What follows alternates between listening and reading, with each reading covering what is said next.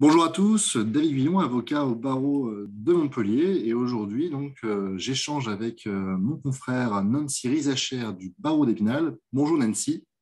Bonjour David. Là, on fait une petite interview un petit peu au pied levé, puisqu'on vient ce matin, mardi 30 novembre 2021, d'avoir une décision favorable rendue en matière de suspension pour non-satisfaction de l'obligation vaccinale pour les agents publics. Le tribunal administratif de Châlons-en-Champagne a donc suspendu la décision de suspension d'un agent qui était en arrêt de travail. C'est Résultat, ça. en tout cas, conséquence concrète pour cet agent, c'est que il va retrouver sa rémunération depuis le 15 septembre 2021, ainsi que son droit à congé payé, ainsi que son droit à la retraite et ainsi que son avancement dans son échelon. Donc, ce n'est pas que la rémunération, on voit un petit peu toutes les conséquences de cette ordonnance. Donc, bravo à toi, Nancy, puisque c'est toi qui as été plaidé ce dossier à Châlons-en-Champagne. Est-ce que tu Bravo veux à nous nous. en parler un peu rapidement de ton retour d'audience et de cette victoire que tu as obtenue? Oui, en effet, je suis allée plaider hier sur la base de la requête en référé et du recours en annulation que tu avais déposé par le biais de télérecours. Donc, je suis allée hier effectivement à Châlons-en-Champagne devant un président qui était à l'écoute, qui m'a permis de m'exprimer, qui m'a permis de plaider les circonstances afférentes à ce dossier. Et la cliente était présente également. Il a souhaité l'entendre. Et ce matin, on a eu la bonne surprise d'avoir une décision, une ordonnance qui nous a donné gain de cause sur tous les points, en motivant de façon très précise sur l'urgence et sur le doute quant à la légalité de la décision, ce qui fait que effectivement c'est une victoire et je crois qu'il faut la souligner puisque aujourd'hui on a un courant de jurisprudence qui est mitigé, mais on a de plus en plus de décisions favorables et ça je crois qu'il faut s'en réjouir pour nous et pour tous les justiciables. Bien sûr. En tout cas, tu l'as très bien souligné, c'est un travail d'équipe puisque ce sont des personnes qui sont passées sur notre plateforme en fait pour Oui, engager des recours, hein, puisqu'on a mis en place une plateforme qui permet à tous les agents publics partout en France de pouvoir engager des recours. Et cette fois-ci, donc, c'était un dossier que tu as pu récupérer puisque tu interviens dans ces dossiers pour les clients de mon cabinet, notamment au tribunal administratif de Nancy, au tribunal administratif de Metz et de Châlons-en-Champagne. Tu es dans le Grand Est et donc effectivement toutes les juridictions de ce secteur, eh bien c'est toi qui vas me représenter, ce qui veut dire finalement le réseau qu'on est en train de mettre en place, c'est un réseau qui fonctionne bien et qui permet aux justiciables de bénéficier des services non pas d'un avocat mais de deux avocats pour le prix d'un, exactement. et ça c'est quand même pas négligeable. Donc, on va peut-être revenir un peu sur le cadre général pour ceux qui peut-être nous découvrent aujourd'hui de cette petite visio. Victoire donc sur cette décision de suspension d'un agent en arrêt maladie. Rappelons-le rapidement, mais depuis la loi donc, du 5 août 2021, le législateur a prévu une obligation vaccinale à l'encontre de toute une série de personnes travaillant en contact avec des personnes vulnérables. C'est essentiellement, bien entendu, les professionnels de santé. Et c'est à ce titre-là que les personnels de santé, agents publics, hein, qui sont donc en lien avec l'administration, sont suspendus depuis le 15 septembre 2021 lorsque ces derniers ne satisfont pas à l'obligation vaccinale. Alors, l'obligation vaccinale, en tout cas la satisfaction à cette obligation, ne passe pas uniquement par la vaccination, puisqu'il y a également la possibilité de bénéficier d'une contre-indication médicale à la vaccination, même si, on le rappellera, les causes qui permettent de bénéficier d'une contre-indication sont extrêmement restrictives. Il en existe, et ce qui permet pour ceux qui en bénéficient de pouvoir satisfaire l'obligation vaccinale. Et troisième possibilité, la possibilité d'avoir un certificat de rétablissement. Encore une fois, je le rappelle, le certificat de rétablissement, ce n'est pas un QR code particulier qu'on vous envoie, c'est bien un test de dépistage positif qui a plus de 11 jours et moins de 6 mois. Vous avez, dans ce cas-là, un certificat de rétablissement. Et c'est la troisième possibilité pour satisfaire à l'obligation vaccinale, outre, bien entendu, la question de la vaccination. Toi, tu interviens également pour les salariés qui sont soumis Oui, effectivement dans les mêmes conditions que les agents publics. oui. À ce jour, si j'ai bien compris, tu n'as pas eu énormément de clients Non. sur ces questions-là, mais ce serait Devant les effectivement très prud'hommes, on intéressant de a savoir ce que le CPH pourrait juger, hein. C'est ça, c'est d'autant plus intéressant qu'il y a quand même eu le Conseil de prud'homme de Saint-Brieuc qui a donné en réalité la possibilité de déposer une question prioritaire de constitutionnalité et dans l'attente qui a rétabli le salarié dans sa fonction et surtout dans sa rémunération pour pouvoir ensuite examiner la QPC qui est en cours d'instruction. Et il y a le Conseil de prud'homme de Troyes également, donc il y a aussi une jurisprudence émergente au niveau donc, des salariés, donc ne pas hésiter à là encore déposer un référé et ensuite peut-être un recours au fond, mais en tout état de cause, à faire des contentieux pour pouvoir faire avancer aussi la jurisprudence prud'homale. En tout cas, merci pour ce retour parce que c'est très intéressant. On voit qu'en fait, 100% des gens qui réussissent ont essayé. Déjà, c'est ça que ça veut dire. Donc, ça encourage un petit peu à effectivement faire valoir ses droits. Et quel est le droit le plus élémentaire que celui de pouvoir survivre économiquement parlant dans une société consumériste comme la nôtre? C'est effectivement un droit très important de pouvoir quand même avoir de quoi vivre dignement. Bien sûr. Aujourd'hui, petit retour après 2 mois et demi d'engagement de recours intensif. On a fait quand même, toi et moi, un peu plus de 150 recours quand même depuis le mois de septembre. Ça fait quand même un paquet d'ordonnances. Il faut quand même le rappeler, en grande majorité, c'est vrai qu'aujourd'hui, on ne gagne pas sur tous les référés qu'on a fait. C'est la raison d'ailleurs de notre vidéo de ce jour, c'est que c'est suffisamment rare pour le souligner. Alors, il n'y a pas eu que Châlons-en-Champagne, on a eu des décisions favorables aussi au tribunal administratif de Montpellier, au tribunal administratif de Marseille. On a eu aussi des rejets dans ces mêmes tribunaux. Malheureusement, c'est vrai qu'on n'a pas gagné pour la majorité. Ce qui émerge à ce jour, c'est 2 catégories d'agents qu'on est en mesure à peu près aujourd'hui de pouvoir sauver, ou en tout cas de pouvoir défendre avec la possibilité de gagner.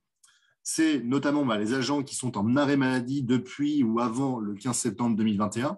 Est-ce que le régime juridique est le même pour ceux qui sont tombés en arrêt maladie par la suite? Pour l'instant, on n'a pas assez de retour pour pouvoir vraiment avoir une vraie tendance. Et ce sont les agents administratifs qui travaillent dans des locaux administratifs matériellement distincts des lieux dans lesquels on exerce des activités de santé. C'est les 2 catégories d'agents pour lesquelles aujourd'hui il y a un vrai débat sur l'application ou non de l'obligation vaccinale avec les conséquences d'une suspension lorsqu'ils ne satisfont pas à cette obligation vaccinale. Donc, pour ces 2 catégories d'agents, ils ont tout intérêt effectivement à engager des recours partout en France. Alors, ils peuvent le faire par notre intermédiaire, ça c'est effectivement si les gens l'ont compris, mais également par l'intermédiaire d'autres cabinets, c'est tout à fait possible aussi. Et on encourage bien entendu tous nos confrères qui veulent rejoindre ce combat à pouvoir soutenir les agents publics qui aujourd'hui étaient les héros d'hier et qui aujourd'hui sont devenus les pestiférés lorsqu'ils ne satisfont pas à l'obligation vaccinale. Donc, il est important de défendre ces libertés fondamentales. Encore plus lorsqu'on fait partie de ces 2 catégories d'agents, c'est-à-dire arrêt maladie ou agents administratifs qui travaillent dans des locaux administratifs. Châlons-en-Champagne, revenons sur notre ordonnance.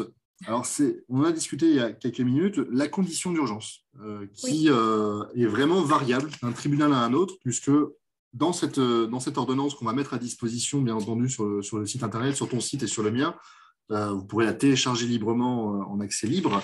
On s'aperçoit que pour le juge administratif, juge des référés, la simple circonstance que l'agent se retrouve privé de toute rémunération depuis le 15 septembre est constitutif d'une condition d'urgence. C'est ça. Ça préjudicie de manière suffisamment grave et immédiate à sa situation, puisque par définition, la personne n'a plus de moyens de subsistance. Et ça, c'est ce qu'on a soutenu dans tous les recours, c'est qu'à partir du moment où vous n'avez plus de revenus, plus de ressources, par définition, l'atteinte grave et immédiate à votre situation, elle est claire, elle est incontestable. En tout cas, pour nous, et c'est ce qu'a tranché le tribunal administratif de Châlons-en-Champagne. Merci à lui, merci de son pragmatisme, parce que effectivement, dans d'autres tribunaux, on est tombé sur des décisions très différentes, notamment le tribunal administratif de Clermont-Ferrand qui avait considéré qu'il n'y avait pas d'urgence puisque à tout moment, l'agent pouvait changer d'avis et se faire vacciner pour pouvoir retrouver sa rémunération. Donc on voit bien que c'est encore aujourd'hui extrêmement tendancieux sur l'appréciation de la condition d'urgence. Et surtout, ce qui va nous intéresser ici, c'est que le juge administratif, dans l'ordonnance de Châlons-en-Champagne, a considéré qu'il ne pouvait pas y avoir de décision de suspension pendant un arrêt maladie lorsque cet arrêt maladie était intervenu avant le 15 septembre 2021. Donc, merci de cette décision, c'est très intéressant. Ce que l'on peut dire de cette décision, c'est qu'elle va apporter du grain à moudre, de l'eau à notre moulin, comme on dit, parce que ce sont des ordonnances qui vont pouvoir être produites à l'encontre d'employeurs publics qui n'ont pas subi des décisions de suspension par des juges administratifs. Plus précisément, que vous gagnez ou non par rapport à votre dossier, eh bien, vous avez toujours la possibilité d'utiliser ces ordonnances pour appuyer une argumentation auprès de votre employeur public pour lui indiquer qu'il existe aujourd'hui une incertitude juridique sur la légalité des décisions de suspension sans rémunération mises en place par le législateur du 5 août 2021. En d'autres termes, ce n'est que la main tremblante que les employeurs publics devraient utiliser la décision de suspension sans rémunération. Et par conséquent, lorsqu'ils l'utilisent, ils devraient réfléchir à 2 fois puisque derrière, il y a un risque juridique. Ce risque juridique, c'est l'annulation, puisque quand vous faites un référé, parallèlement, vous demandez aussi l'annulation, c'est-à-dire la disparition des effets de la décision depuis son édiction.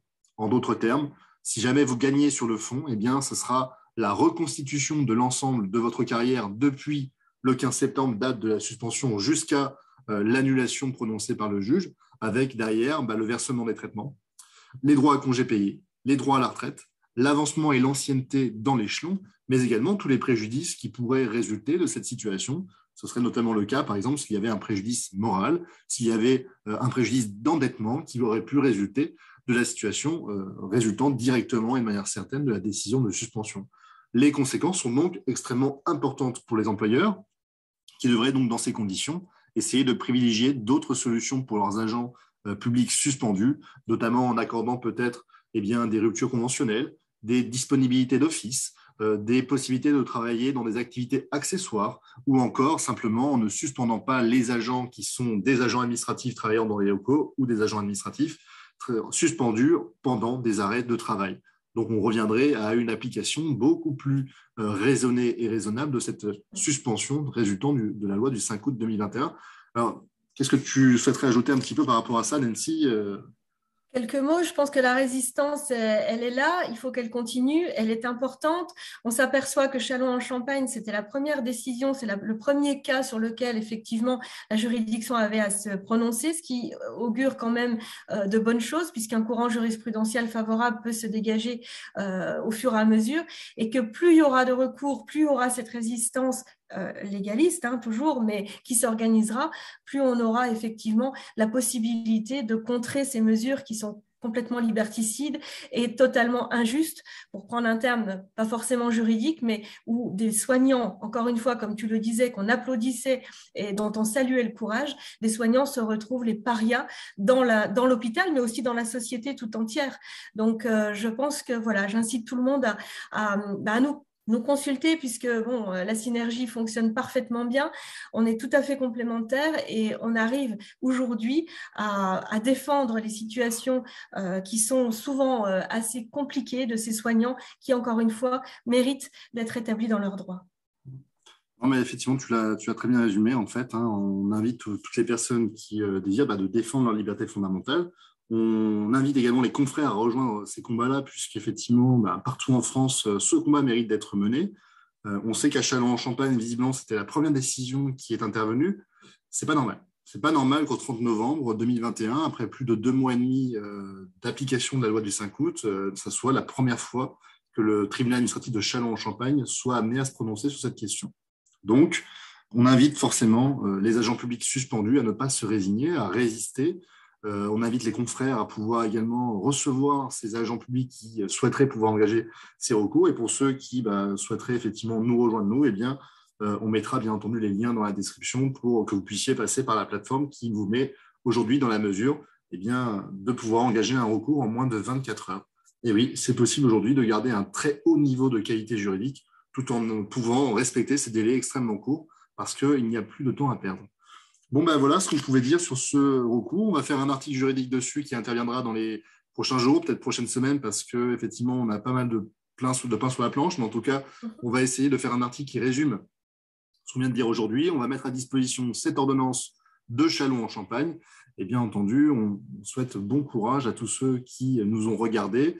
Et si vous estimez aussi que cette vidéo est intéressante et instructive, n'hésitez pas à la partager. Ça permet comme ça de pouvoir faire bénéficier à tous ceux qui aujourd'hui n'ont pas connaissance de cette possibilité, de pouvoir résister et d'avoir un peu d'espoir. Je pense que l'espoir, c'est encore quelque chose qu'on ne nous a pas retiré. Oui, c'est important. Tu as raison de le souligner. Merci à toi, Nancy, en tout cas, et puis mais bravo Merci à toi, encore pour ton David. travail. Et puis, Merci on à a toi. d'autres dossiers sur la planche, donc Oui, on continue. On voilà, continue. on On ne s'arrête continue. pas en si bon chemin. On continue. Pas de problème. Voilà. Merci à toi, David. Merci. Au revoir. Merci, bonne journée, au revoir. Bonne journée. Au revoir.